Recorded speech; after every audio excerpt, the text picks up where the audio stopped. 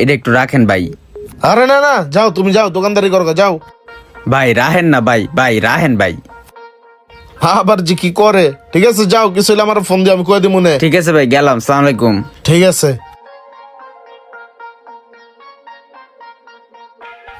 আরে কোনো টেনশন করিও না, আমি আছি না। তুমি কি টেনশন করো? তোমারে নিয়া গাড়িতে করিয়া আজকে সারা বিকাল ঘুরবো। ঘোরার পরে তোমারে নিয়া বাণিজ্য মেলায় যাবো, বুঝছো?